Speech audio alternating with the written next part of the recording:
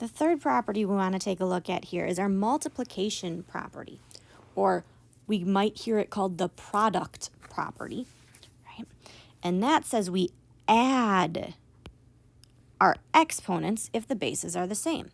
So if I had x to the a times x to the b, I want to write that as just one x, and I add that a and b together. So 3 to the third times 3 to the fifth is really 3 to the 3 plus 5 if I add my exponents together. And it's okay if you don't show that and you just do 3 plus 5 right away and your head is 3 to the 8th. But then I need my calculator for 3 to the 8th. And this is where it might be really nice to figure out how to type that in my calculator. So some calculators might have a button that looks like this. Right? Okay. A lot of calculators, like on your phone or on your Chromebook, we would have to type in the 3 and then a button that says x to the y power, or some of them might even say y to the x power, and then the 8 to do 3 raised up to the 8th power, right? If neither one of those things is something you can find on your calculator, that's when you should stop in and ask on that Google Meet. Okay.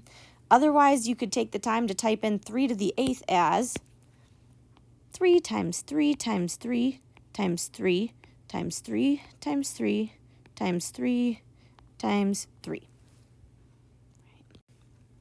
A lot of times, you might see people just leave it 3 to the 8th because that's such a big number, but it's okay to find that answer as 6,561.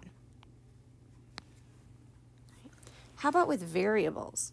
Right, the same thing is true, we just don't have to actually type it in to find an answer. Right, we still add our exponents together. So I get x to the 2 plus 10, right, which altogether is x to the 12th. Right. And finally, what if there's numbers and variables? Well, the first thing I'm going to do is reorganize that so the same stuff is together, right? Because even though it only shows the one dot for multiplying, there's really dots in between all of these things because I'm multiplying all of them together, and I'm allowed to change the order for multiplying. So I'm going to write 2 times 4 times x squared times x cubed times y. Remember, if something doesn't have an exponent, we get to put a 1 there. Y to the first times y to the 5th. Right? So now I want to do each different part. 2 times 4 is 8. X squared times x to the third. If I add those exponents, I get x to the 5th power. And y to the first times y to the 5th. If I add my exponents, I get y to the 6th power. So just reorganize it. If you can reorganize it in your head, that's okay too. You don't have to write it out, right? But put the same things together. Do the number parts, do the x parts, and do the y parts, right? And treat it like 3 separate pieces. Okay.